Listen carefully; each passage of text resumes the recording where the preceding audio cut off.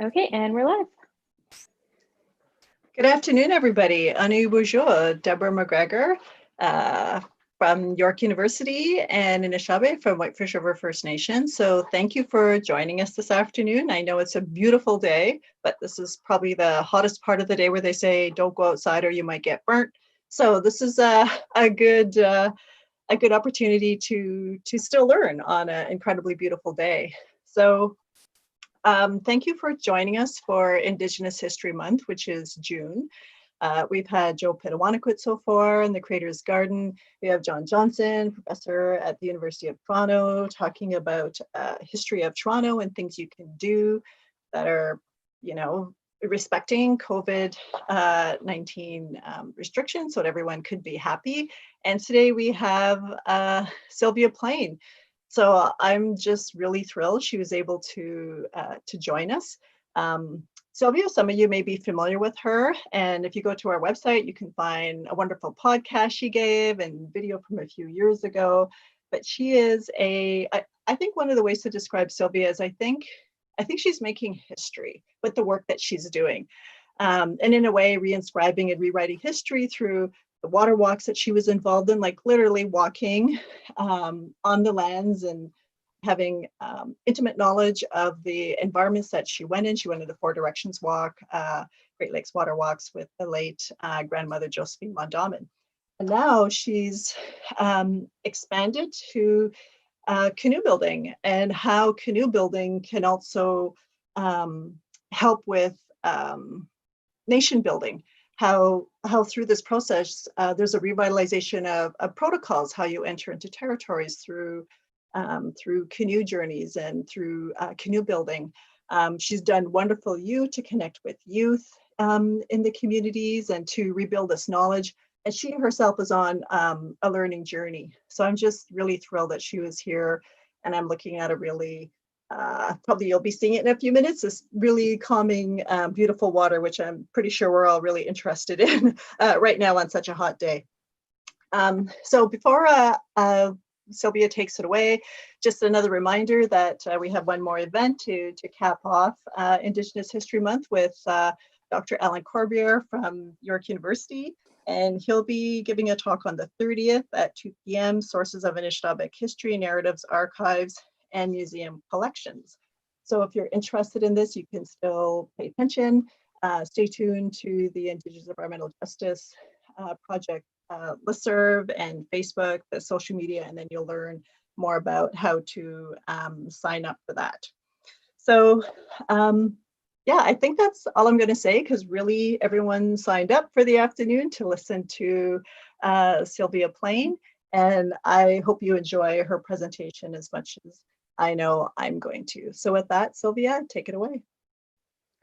Thanks, Deb. I'm happy to be here, and thank you to everyone that's here. And if you're not and you watch this video later on, I appreciate you listening. I'm just going to tell you some stories of the work that I've been doing for the last, I think maybe 6 or 7 years, might be even more than that. Yeah, so this is a really great initiative. I'm really happy that Deb's doing this, and I was really looking forward to just kind of visiting with Deb. We see each other in person, but she's not online very much, so this is really cool. I'm excited that this is going to be archived, because Deb's been a part of my journey since the inception of the Great Lakes Canoe Journey, from doing research to up until this point. She's been a really big supporter of my work.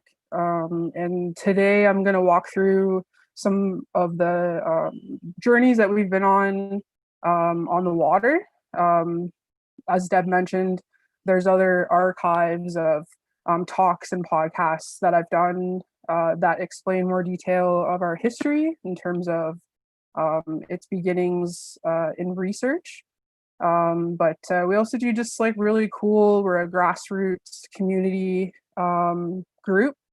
I'm from Aamjiwnaang First Nation, but I'm living in Toronto. So I do part of my work here, and then we also partner with other communities throughout the Anishinaabe territories. So yeah, so I'm just gonna basically talk about canoe journeys that we've actually been on, because our ultimate goal in the long term is to see an annual canoe journey in the Great Lakes region, seeing the Anishinaabe communities come together on an annual basis, hopefully via birch bark canoe, but whatever type of vessel, could be dugout, could be bark canoes, could be hide canoes. Hopefully we can minimize like the plastic and metal canoes and just use our traditional canoes in this region. And so we've been building towards that. We're building capacity. We're, just growing as a program. Like I said, we started as research, and now it's more operates as a part-time outdoor education program. And we're looking to grow into being a full-time program where we can build canoes on a pretty regular basis to see young people come up and take some part of the canoe and our canoe culture and take an interest in that, and because this isn't, I don't want to be the master of everything. It's just wanting to plant seeds and to see them grow. And so we're just basically creating opportunities for communities and young people to take up that work on their own and contribute collectively and intergenerationally towards this work for the betterment of the Anishinaabe Nation, for the Great Lakes, and also in collaboration with our other Indigenous relatives within the Great Lakes region as well. We're all guardians of the world's largest, source of fresh water in the world, and so that is a tremendous responsibility for us as peoples. And these are just building tools to encourage people to pick them up and to choose however they're going to use them. So the Great Lakes Canoe Journey, just a quick snapshot, was part of my research and looking at existing water documents created by our political organizations and communities and community members, really, and how to care for our land. The really great intents set forward by our leaders, our families, the Anishinaabe people. My idea was really just to build something to see what was going to happen. And so that's the journey that we've been on. And while I started out in this work, thinking about my own community and the pollution in Aamjiwnaang First Nation, just wanting to see involvement for all of our communities, the Anishinaabe people doing something in this region. And so what the first component of this I'll talk about is we had the opportunity in 2012 when I started my research to participate in the paddle to Squaxin Island. And so these canoe journeys typically take place in British Columbia, in Washington State. And so this year, Squaxin Island, as you can see on the bottom there, we started out as a Anishinaabe canoe family that was invited to participate with the Skokomish canoe family to paddle to Squaxin Island and to participate in their canoe journey. So that's really where I was first inspired to bring a Great Lakes canoe journey back to this region, was from participating in tribal canoe journeys. And from there, from everything that I witnessed, everything that I participated in, was really inspired and really encouraged to bring that to the Great Lakes region. And so that's really our starting point. And from there, over the years, we've, been asking ourselves a lot of questions, reaching out to different elders and community members to ask, where are the canoe builders? What's the regional knowledge? And also through these journeys, by actually paddling and visiting to other communities, activating those protocols between communities and different nations that haven't really taken place, at least not via waterways and canoes in a while, really. And so I think what was really great about the tribal canoe journeys is that they had a starting point as well. I think it's been a little over 20 years now since they first started the first tribal canoe journeys, and that was, canoe families from British Columbia and Washington State coming together and just wanting to renew those tribal journeys, visiting each other, as well as their collective responsibility in caring for the Pacific Northwest. Um, and similar to the tribes in the West Coast, with the Great Lakes region, of course we would have visited each other on a regular basis. And we just want to see that happen more via the canoes. We can fly, we can drive, we've walked, you can take the train, but really our original highways would have been the waterways. And so this was really great, being a newly formed canoe family, and seeing not just West Coast tribes, but also other canoe families from around the world, and to see how they were preparing, looking at their protocols and just the overall exchange that took place. We learned a lot. We had a lot of questions, and we were in moments where we had to think about what are our protocols, and visiting other nations as representatives of our communities and our clans. What would we have to offer? What would we say? How would we identify? So it was really great, and just to acknowledge the people that were a part of the Anishinaabe canoe family. They came from Lac du Flambeau, from Turtle Mountain. There was a young guy, his dad is from Aamjiwnaang. Josephine Mandamin, from Kwamekong. There was a lot of representation from Anishinaabe tribes throughout the Great Lakes region. So it wasn't just concentrated in one region. It was representation from throughout our whole nation. And so we were able to go and to build a canoe.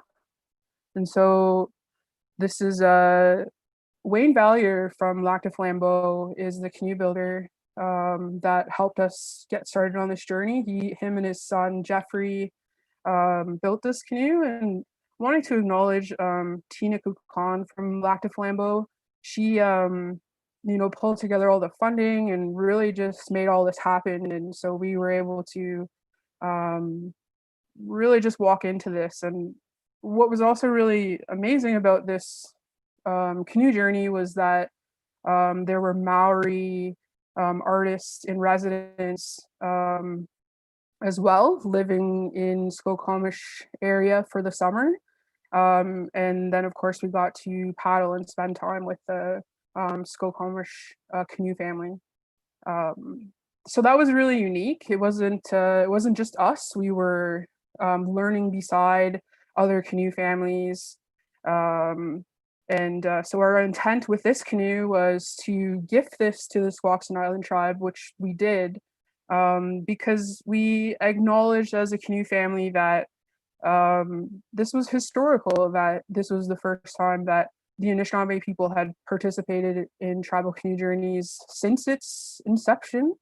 And so that was a token of our friendship, our long-term intent and friendship, from initially just participating in the tribal canoe journeys.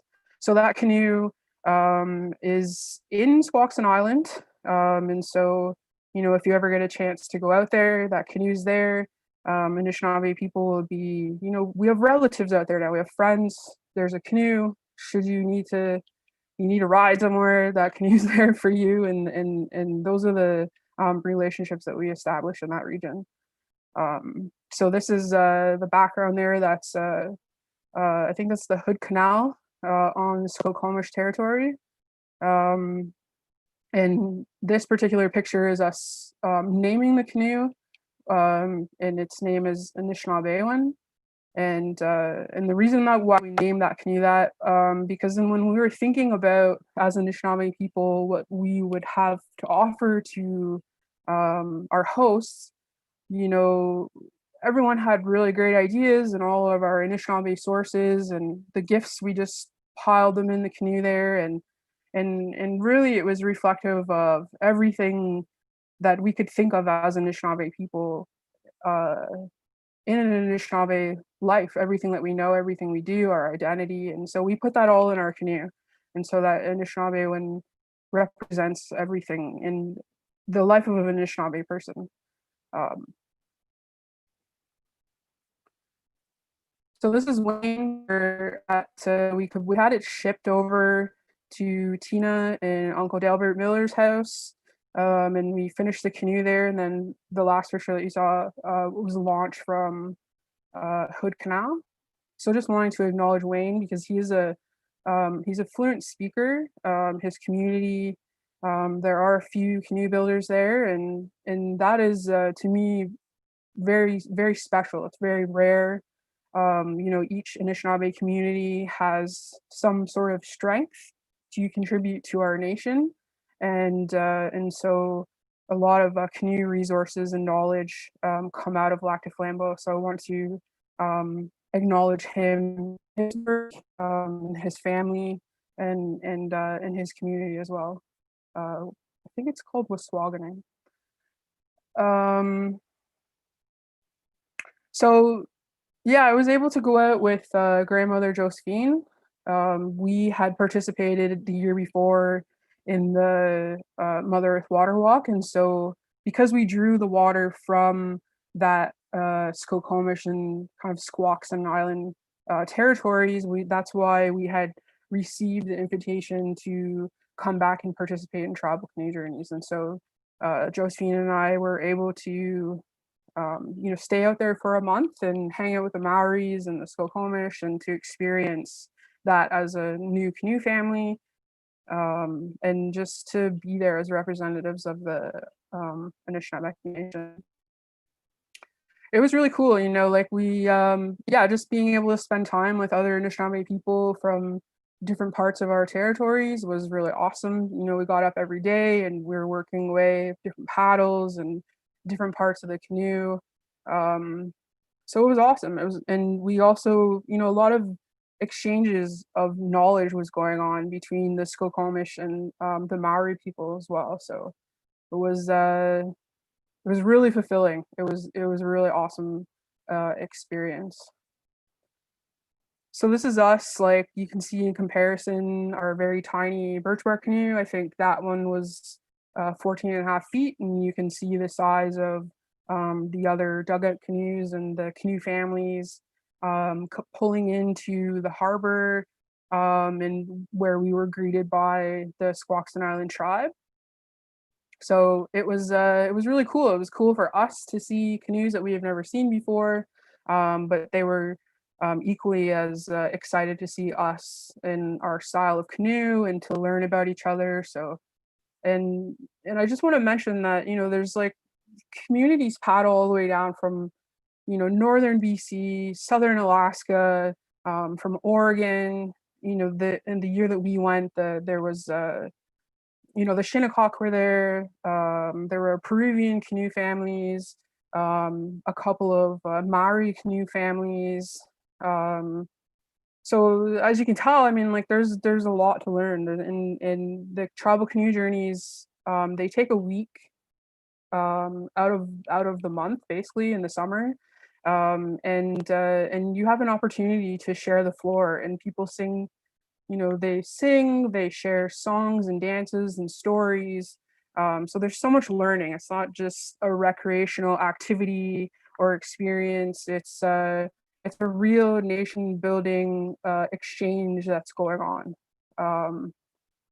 So that was really amazing, because often I think like, you hear of like Chief and Council or the Assembly of First Nations, but you don't have to engage in those types of meetings to do this type of exchange. This is what I think that ideally how we would have traveled to our diplomatic meetings in the first place, or through our canoes. And we might have had a delegation this size, in this current picture, bringing our cooks, our weavers, the different people, the children, the women, and we would have stayed, and there would have been a lot more protocols and gift exchange and celebrating going on versus, just having an agenda and working it out through a hotel.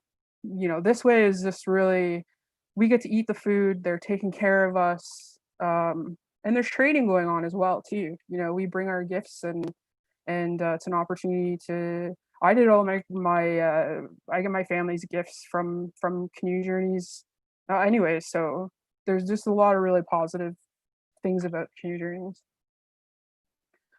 In this picture, so that's Maunga Surratt in the front of the canoe. He's the one that actually spoke for our canoe family, introducing us and letting people know who we are. And the guy in the back is Tuakana. He was a part of the canoe family that we were paddling with, and he joined us. He paddled. He helped us. He has a lot of canoe knowledge and experience. So he was out on the water with us, and so this is us. I think we're maybe asking permission to leave shore, but you would also, when you arrive on the shore to someone's territory, someone would be there to greet you, and you would, announce who you are and your intents of being there and asking permission to come ashore. So that was really amazing to see that, because we often can just travel very freely without acknowledging the people and the territories that we're on.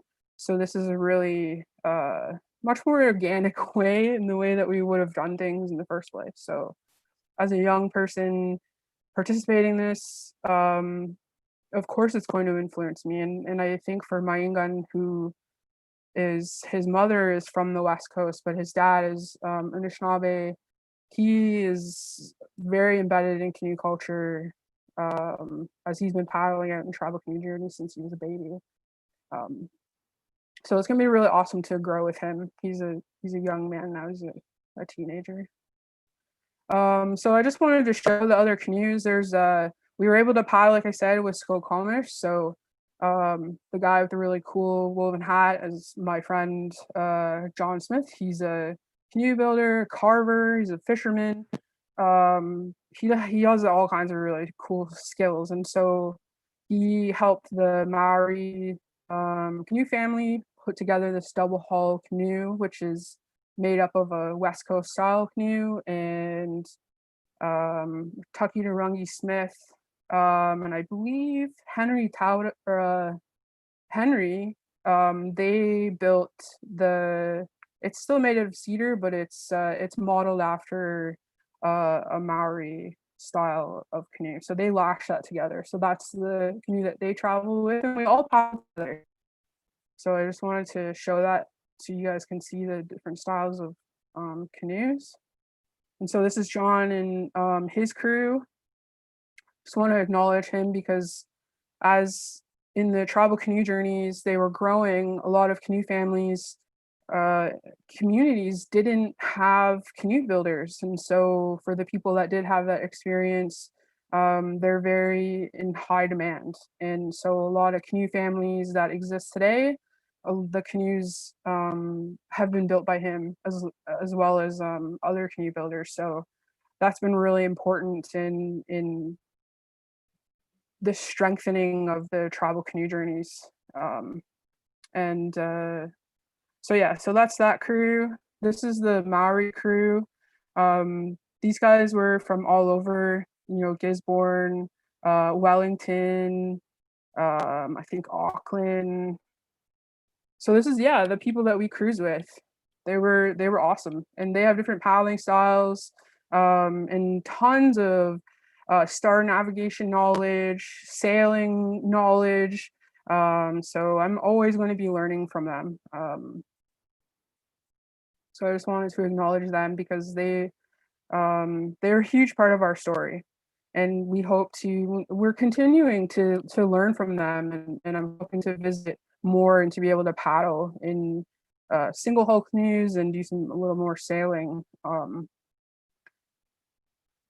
And so I just wanted to share some pictures because we did have the opportunity as between the 3 canoe families to jump in and out of each other's canoes to experience that. So just sharing some pictures. Those dugout canoes are way more luxurious than the birch bark canoe because you can sit in them. There's seats and they're wider, and but I wouldn't trade it for a birch bark canoe anyways. But it's just there's different things that you can appreciate about different styles of canoes. Is that Josephine there? Yeah, it is. Yeah, she actually had a nap. Like she fell asleep while we were paddling. Like she was, yeah, just living it up early. So that was our initial experience. Of course, you know, from the little bit of pictures that I've shown you, they're really amazing. There's so much to learn, so much depth in them. And so I was motivated to come back into our region and to create something similar. And so we had the opportunity. If I'm throwing this map up here, there was a paddle that took place between Kettle and Stony Point to Aamjiwnaang to Walpole Island. So that was a mixed water walk and paddle that took place between those communities. And so that was really awesome because, you know, we're obviously being that close. A lot of us we're related, or we all have relatives that come from those 3 communities. And, you know, you can see the treaty territories as well too. We're very connected. We're cousin communities. And so that was really great. I would say that was also historical because we haven't done a paddle like that before. You know, I'm sure there's people that do leisure paddles, but this was we had lunch, we had dinner, we had exchanges in each of the communities. And so that was really special and also for me, being on the water and spending time in my territory, learning about it in a way that you can't see it from the road if you're driving. So yeah, a lot of learning went on here. So this is us launching in the morning time. We slept over in Stony Point, got all of our gear together, and we paddled down to Kettle Point, which is it's super close. We had lunch there. Some of the community members came and, you know, sang songs and just exchanged. And I think that's what's really cool about doing these journeys is the knowledge and the stories that we obtain through these experiences that you wouldn't get otherwise. You have to participate in them to activate that memory. And so we that's really what we're doing. I see a lot of that bright light go off, and especially for older people, you know, our elders, remembering things that they hadn't thought of since they were young. So it's really an honor to be able to hear those stories. Most of these paddlers are from Walpole Island, so it was also really cool to spend time, you know, with our neighboring communities. We want to acknowledge Sage Patatagoose from Atikmashing. She was a student of mine when we built a canoe in Toronto. And so, yeah, just wanting to acknowledge her participation, because we have other people from different communities that come, but she's gone on to do really great things with Manitoba Mucklooks, and I think recently maybe N7 Nike. So it's really great to have a really great student, really great, you know, passionate person of our Anishinaabe Nation. So miigwech to Sage. Always really look forward to running into you. So this picture is actually at the pier in Aamjiwnaang, and this is my cousin Chris Plain. He's the chief of Aamjiwnaang, and some of those other people are my family members. This is us enacting that protocol, asking permission to come ashore, and you can see my cousin's holding some gifts for the canoes that came in, and our heritage club organized a really nice feast, and, you know, people stayed over in Aamjiwnaang. So that was a really moment of pride for me to, come from Tribal Canoe Journeys, and then, a couple years after, seeing this take place in my home territory. And this is really what we're hoping for, on an annual basis, whether it's doing really long journeys like in the Tribal Canoe Journeys, or if it is just between a few communities like this one.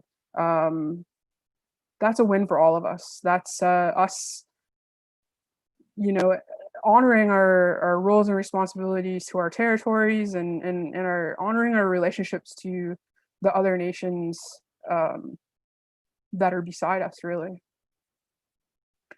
So just throwing up some pictures, for, maybe you see some friends, some community members, but I don't always get to say everyone's name, but just wanting to, I know this will be on YouTube after, so I know I have some friends and family that are currently on, in Zoom, in the Zooming as well too. So, they couldn't be there, but at least sharing the story and recognizing the people that are making this happen. And so this is when the canoe, the paddlers, landed finally in Aamjiwnaang in Walpole Island.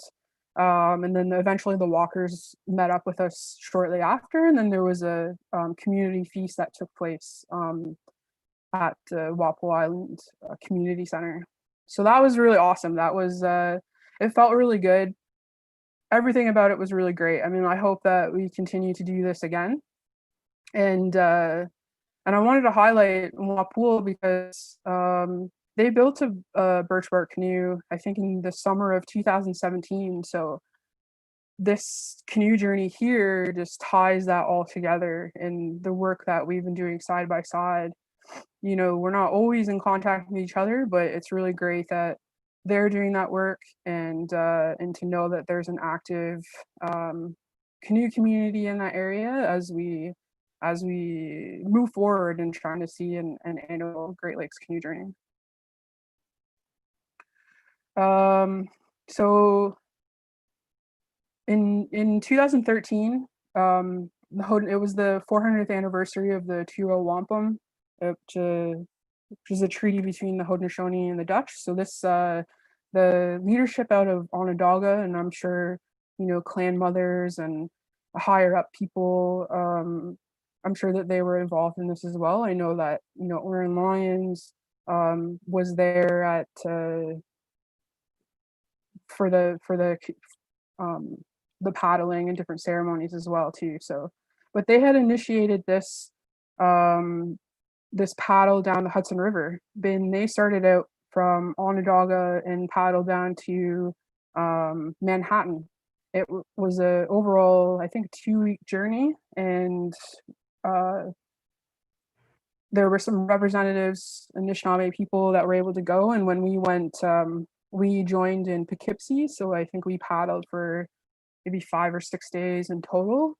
And as allies, as friends, as relatives to our Haudenosaunee relatives, we wanted to come and to support them, to honor that, in their campaign. And it's also about, of course, raising awareness about protecting the waters and, the land overall. But I think what was really important was, as you can see from this, little map here, there were stopping points all along the river, and there were teach-ins every evening. Like I said, there were different chiefs and leaders that came, to talk about what is a treaty, why are we celebrating this, and for me, being a guest in that territory and being able to travel, with the people actually from there, those stories come through. You learn a lot about the history, and then of course acknowledging that it's also, Lenape territory as well. There were Lenape people, that came and, did teach-ins, and so it was really amazing. And especially as a young person, like often, I think we're stuck in this, but it's important to remember our history. It's important to carry that on with the same integrity in which it was founded on. But especially the canoes or something like this, this takes us out of the past and brings us into the present. It's not something we look at old stock photos. This was something that really took place, and there were, Dutch representatives that were there to meet us in Manhattan, and there was a ceremony that took place, and gifts were exchanged, and there was a delegation that went on to the Netherlands to meet. So to, again, being a young person and witnessing this, it really changed things, I think, for me. Maybe for the other participants, but for me, it was very profound, because it just moved us out of those old dusty history books, and brought us into modern times. And to me, like, I had never been to New York or Manhattan before, so to come the same way as my ancestors, I really felt connected to them. I felt very honored to be able to do that way, and I'm sure everyone else that participated felt the same way as well. And so these are just some views. Things you can't see is we're often in a rush, either flying or driving, cruising by, and really missing a lot of really amazing points, a lot of historical points, sources of just really great energy, and providing identities even for the other tribes too. So to be able to go through with the Lenape and Haudenosaunee people through their territory with them was really cool. It was, and this is how many people paddled every day. This is only like a little snapshot of that. This is I'll go back to that picture, but this gives you an idea of how many people were there every day. Friends of the Haudenosaunee Nation, Indigenous nations that came to show their support. I met people from Alaska that came down to participate in this. My friend Bibiana from Tulalip, who has been working with the Haudenosaunee people, and just kind of offering her guidance and her friendship and her experience. So it was really great because those are some of my friends from participating in tribal canoe journeys and water walks. So to see them out on the water was really cool. So this is the crew that we went out with. Sue and JC Chibolo from Garden River, and Derek Jackson from Clemencong. And then Glenn Chibolo, he came, I think maybe the day before we actually landed in Manhattan, but Glenn's he's a good guy. He's been a part of our journey, just kind of following the three of us around, and so he's also a part of our Anishinaabe canoe family. Because last summer I started doing some work in Garden River, and so he was able to help us out with his work as an arborist and his crew, and helping us haul some stuff out of the bush. So he's an instrumental part of our canoe family as well. So as you can see through these two experiences, like, we bring people from different communities so that we have representation. It just so happens, like, the Chibolo family, they're paddlers. They do it on a regular basis, and they have that passion. I can just call them up. Let's hop in a canoe, and that's just kind of how we roll. So it's we hope to encourage and to see more people come out and participate, and to make a much bigger Anishinaabe canoe family. So fast forwarding to 2018, which was just recently, we had decided to go to Puyallup, which is, I think, just maybe east of Tacoma in Washington State. And so from that first time, from participating in 2012 up until now, or 2018, we had the opportunity to build canoes with different canoe builders in different communities. And so we were able to bring out 2 new birch bark canoes to participate as a growing Anishinaabe canoe family. And so this is Laban Smith and I drove up from our areas, picked them up. So those are double stacked birch bark canoes, one from Walpole Island, and one is the Great Lakes Canoe Journey canoe. And so that's Sue's trailer, and we drove out to Washington State. We had everything we needed. And so this is, again, I just wanted to give you a reference of how far different canoe families travel to go to the destination. And so they're really well organized in terms of providing maps and distances and knowing all kinds of water knowledge, weather knowledge. You always feel really safe. You feel taken care of. You feel like, you're with really knowledgeable people. So you have an idea of how many miles or kilometers you're going to paddle every day, and there's support boats. And so we paddled out for a few days and eventually ended up in Tacoma.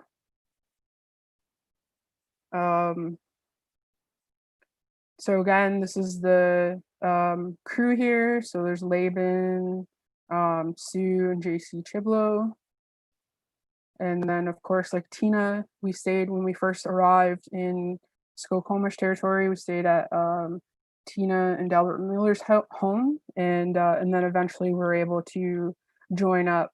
I didn't know. I didn't plan to meet up with John and his crew, but it was. I had an idea that I was going to run into him. He's always out. He's always skippering someone's canoe, or he's being involved making paddles gifts for the tribe.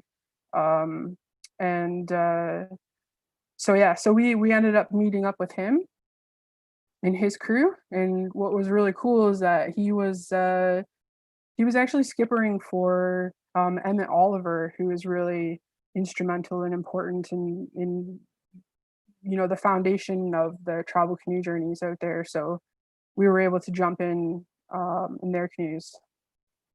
So this is a picture of so Laban and I were in this canoe. That's Emmett Oliver's canoe. His daughter was with us, and then the rest of the paddlers were from Skokomish. So John Edward Smith's that's his crew. There was another one, JC and Sue were in the other canoe, but these are Skokomish canoe families. So we've maintained that relationship with those canoe families, and of course, being visitors of that territory, obviously it's much safer if you're traveling with people from the local territory. And of course, we ask for safety as we travel, and we acknowledge, like, and the animals know too. Actually, we've had animals like very curious pull up beside us. They also acknowledge that our vessel is unfamiliar, that it's not from the region. And so we just really always ensure that we're coming with good intents, that we're practicing water safety, and just asking our helpers and our spirits to be with us as we travel in these really foreign and much bigger waterways than we're used to in the Great Lakes region. So I wanted to acknowledge John and everyone that was a part of that, because we did get caught up in some wind. It was, the birch bark canoe is very lightweight, and so it's very easy to be blown around, be pushed back. And so we were able to jump into John's canoe, and it was nice. It was nice to exchange, and John actually sewed a sail, so we were actually able to sail for a part of the way as well too, which is really cool, because we're paddling right now, but we're hoping to get into sailing as a program eventually. So all of this is experience, something that we can add to our program and in Canoe Journeys. We land in territories, all the canoe families each take a turn in announcing who they are and asking permission to come ashore. So this is us waiting for everyone to arrive, and then eventually we would go to that territory and eat and celebrate. And but these are the sizes of the canoe families. They're pretty big, and there's crews that are on the water paddling, and then there's land crews that are setting up camp and traveling with younger people or their families. And so it's a pretty big operation. And so, as you can tell, like there's a lot of preparation for us as a growing canoe family. We have a lot to learn. We have some equipment to acquire, and we hope to see the same thing with just birch bark canoes in our Great Lakes region. And there's this, those are all the spectators that are on shore, welcoming us, participating. It's really great. It's so amazing to eat the local food, these tribal canoe journeys. There's a lot. You get a few years to, and sometimes shorter than that, to prepare for these canoe journeys. But it's really great because it brings employment, from the artists. The artists are, at the forefront of this, with their making gifts for the incoming communities, but also people are bringing money, sources of income into the community. And so it's just overwhelming. It's really beautiful. And that's our goal as a program. We do other things, making tools and canoes, and we often teach it to non-Indigenous audiences as well. But this is our focal point here, is to establish an annual Great Lakes Canoe Journey where each community has their own birchbark canoe, and we paddle to each other's communities, taking turns, and to see those canoe families grow. There's, in the West Coast, some people, this was something that they had never done before, and now they have children and grandchildren that are, they know their paddling songs, or maybe they're canoe building apprentices. And so we're just trying to create that same ripple effect in this area. And so we've been doing research, we've been learning, we've been doing exchanges, and just adding to our storybook. And each one of these experiences is a journey within a journey as we work towards achieving this annual Great Lakes Canoe Journey. So I don't really have any more slides. I just, this is where we're at, and it's really important. I think I want to go back to this map here. Where is it? Our treaty territories. I wanted to just also just promote, like, I'm away from Aamjiwnaang. Of course I would love to be there. But for now, my work has been in Toronto, and so we've had to rethink about the space that we live in. And for me, Toronto, there's a lot of concrete. There's obviously millions of people here, but there's also a lot of green spaces within the Greater Toronto area. And so, I have sources through the traveling throughout the GTA, looking at the different parks, looking at old growth that's left intact, learning about the invasive species that are here, the foreign plants that are planted, keep kind of collecting visual data and learning about, and so not to say that I'm an expert, but at least just being a resource from traveling and exploring the Toronto area, and wanting to encourage people that are also living here in the city, who also have a community in which they can go home to get out on the land, to learn that we're not fully removed from the land. And I think also, like, with paddling, the treaty territories, learning about my own treaty territory, exploring all the boundaries. For us, Sarnia or Aamjiwnaang, Kettle Point, we're clustered into Treaty 29, and like that's almost that's pretty far up. That's a pretty huge chunk of southeastern Lake Huron, and so we're when we go into those territories, we honor who the people are and those treaties and the boundaries. So there's a lot to learn, and so we want to encourage people to, be experts, not experts, but knowledge keepers of the resources and in their territory. Like when we were working in Shawanaga, I remember being asked by community members, we were going to go out and harvest, and they said, are you Robinson Huron? And I thought, like, wow, I've never been asked that before. I've never, of course, inherently, like, I acknowledge that something isn't my territory, but to be asked that, that was like an activation. It was like, you're in someone else's territory. And so that was really cool. I really appreciate that. And I hope that we're all doing that we're, saying like, this is my treaty, this is our area. And so it was really great to be able to walk through with the people from that treaty territory and learning about the resources in their area, because, north of southwestern Ontario is very different. And, being even in Garden River, being in their territory, they have their land is like, they're so fortunate. Aamjiwnaang, a lot of our land was lost, but if you look at the treaty, it's a huge chunk of land, and now we're just, kind of stuck between 63 petrochemical plants versus when I go up to Garden River, we can eat blueberries off of the, we can't do that at all. And so I have a lot of questions as to, southwestern Ontario is surrounded by farmland.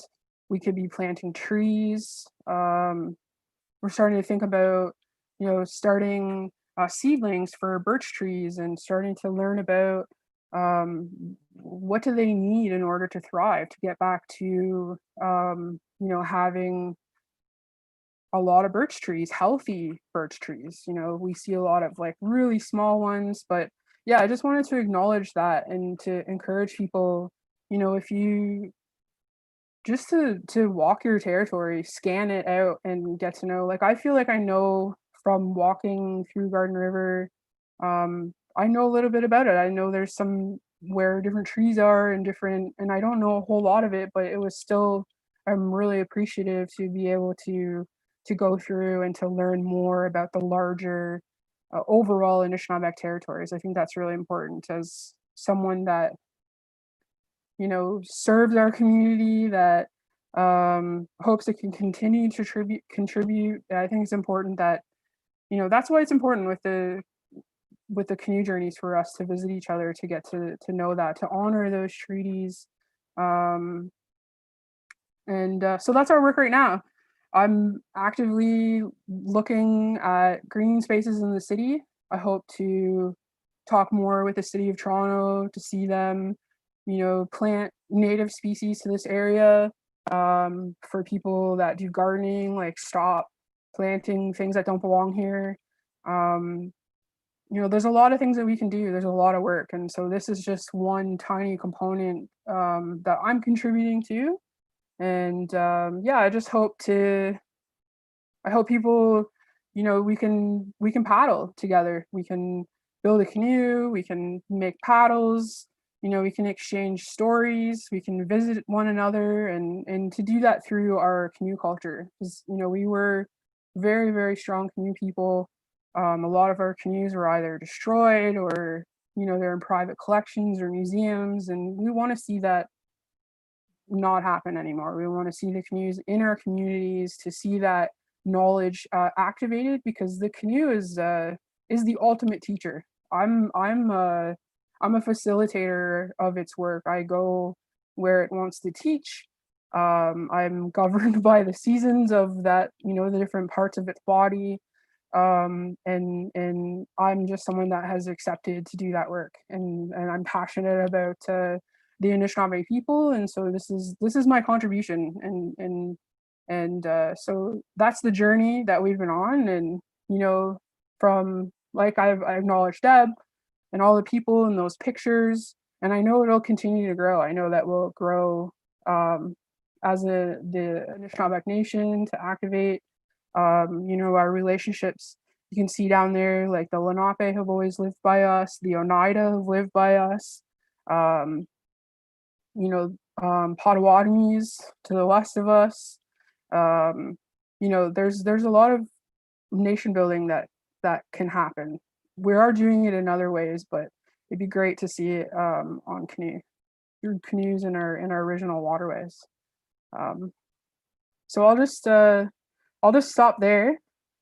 For now, I just want to say thank you to everyone for listening, for joining. As Deb said, it's a hot day. You could be on the beach. If you're watching this later on, that's cool too. But I just wanted to share that our canoes are not in the past. They're living. We're building them. They're calling us to each community that is listening. And we're going to do this collectively. We're going to have our tribal canoe journeys, and my dream was to see also West Coast canoes flood our waters too, visiting when we have these big celebrations. Wakas from New Zealand, all over the place. I think the Great Lakes are really special, and I just want to honor them. That's where really this work started, was about caring for the waterways, and this is the journey that I've been on through the canoe. So thanks guys for being on this journey with me. And if you haven't been a part of it yet, I'm looking forward to working with you and whatever it is that you have to contribute. Because like I said, as Anishinaabe people, each community and each member has something to contribute. So I'm looking forward to that, and just want to say miigwech. And I think maybe Deb wants to add in some questions if we have time for that, and then just do a closing. And if you have any questions also, here, I don't have a website right now, but if you are interested in participating and want to donate funds, come join us. Reach out to me. This is how you can contact me. Well, there's hopefully time for a couple questions. One was, what's it like to paddle through places where Indigenous people have been removed or they haven't paddled in a while? So they're still in this, like a lot of that knowledge just isn't there that happened in the, so that was one question. I don't know if that could be easy or not easy to answer. And the second one was, did you hear stories about people actually using sails on canoes for like big waters like Great Lakes? There's definitely pictures of sailing, but that's through they're through dugout canoes, and so that's the direction that we want to move in. There's other options, like I'm not trying to be a master birchbark canoe builder or a canoe builder in general, but hopefully there's other people that have an interest in doing that. And of course, and that just goes to show that there's a lot of work to do collectively. I'm going to take on as much as I can and hopefully train people, but I think every one of us, depending on whatever your passion is, we're going to need people to look into how to weave sails and what type of trees or fibers, materials did we use. And so we're growing, and we hope to just archive that knowledge for Anishinaabe people in a good way. And so anyone can really come forward. I think if anything, we provide the capacity to be able to do programming. So we're open to partnership. We just hope that, we predominantly would want to work with Indigenous people, Anishinaabe people, or whatever Indigenous nations have built a birchbark canoe. We welcome that. And there are other nations that have their own canoe cultures, non-Indigenous people, and we hope that you just learn your own knowledge, and then we can do an exchange. Paddling through other territories, I think the first thing that comes to mind is when we paddled down the Hudson River. I think from the experiences of participating in the Mother Earth Water Walk and really feeling the different energies of the water throughout the day, I feel like I still carry that. And so when we went to participate in the 2-row paddle, you could really feel the weight of the water and pollution of the Hudson River. Um, and I think that's also one of the goals of that journey, was also to acknowledge, that the river hadn't been acknowledged. It plays a huge role in American and New York history. Um, a lot of things travel, a lot of boats, a lot of, I'm sure there's recreational boaters and whatnot, but it was very heavy water, and it just really needed it needed some love. And I hope that, the people of those territories have continued to do that. But I really felt that way. I really felt like it was asking for acknowledgement that, we just, and we can do that with our prayers and do ceremony, and being on the water like that was another way to acknowledge it, to say, like, it's very playful and it has a lot to say. And so being on the water in canoes is a way to have that conversation.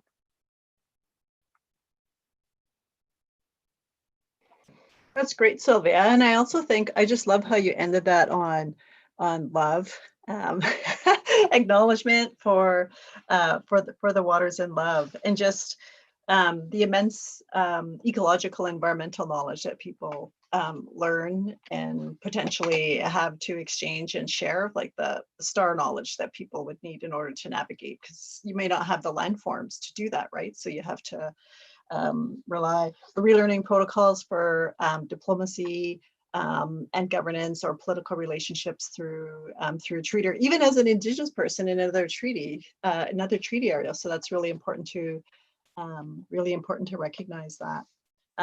Yeah, and the advice, as we know, National Indigenous Peoples Day is coming up on the 21st. Just get out there. From John Johnson, we learned the trails from different nations in the Toronto area, and of course Don River, Humber River, and other rivers that we can also pay attention to, acknowledge, and then respect and love. Like, I don't think we've asked anyone to do that yet, so that's great. You're right. Yeah. That's a good reminder. I was wanting to mention that a lot of the rivers in the city of Toronto are underground. They've been diverted and really unacknowledged. Ultimately, they're heavily polluted, and for someone that's kind of now advocating for trees, it's like, well, they need that water. Everything relies on it. There's this family of roots below that we can't see, and they do a lot of work for us, and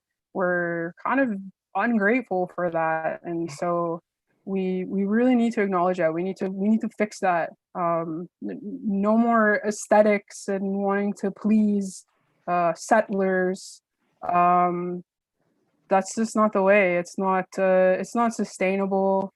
And in the current time that we're in, this is a good conversation to have as to how we can change the communities that we're building, and to bring in the local knowledge for everyone's overall health. This isn't just about Indigenous peoples. We're not trying to take anything back. We just want to carry on our roles and responsibilities, and maintaining and leaving things in a better place than they were when we got here. So yeah, I really hope to see those conversations take place in city planning and urban spaces. I think that's a important message to leave us with, Sylvia, like to acknowledge, because this is Indigenous History Month in June. National Indigenous Peoples Day is June 21st. Is that to acknowledge Indigenous peoples is also acknowledging land and waters, and trees and everything else, right? Like, it's all kind of intertwined that way. So to me, that's an important message. So Chimigwet, Sylvia, for sharing with us. Let's go back to a picture of water. It's very comforting, but especially on a hot day. But I want to thank you and everybody for listening. Just a reminder, Ellen Corbière on June 30th, just to cap off the month. through our social media networks for the Indigenous Environmental Justice Project. Also, there's going to be a lot going on, and there's just new things coming across my email that I'm sending on to students, because they're generally the ones doing most of the work, making all of this happen. So big thank you to them. That we'll let you know about either on the 21st or next week. So there's a number of things happening to keep you busy. So if you're not outside, you can be inside, virtual, connecting, doing cool things like that. Yeah, so you can follow us on Twitter, Instagram, Facebook for updates. And again, thank you to everybody helping with this, Dali Carmichael, JC, William, Jesse, Kim, Ethan, Amelia, and David really helping out with making all of this happen. And none of it would happen if someone didn't agree. And that was Sylvia. To come out and help us and share knowledge. And of course, we could just be talking to each other virtually, but thank you everybody for joining us. And I hope next week is an amazing week, and that you're getting out there and learning about as much as you can, or connecting with, learning from Indigenous people ideally, rather than about, and also acknowledging the land, the waters, the trees, and everything else that helps, like, actually everyone. So with that, Shimigwech to everyone, Shimigwech to Sylvia, and have a good rest of the day, and enjoy events coming up, and spend as much time as you can outside, respecting, COVID-19 restrictions, just to keep everybody healthy as well. Shimigwech. Thank you. Thanks, Deb.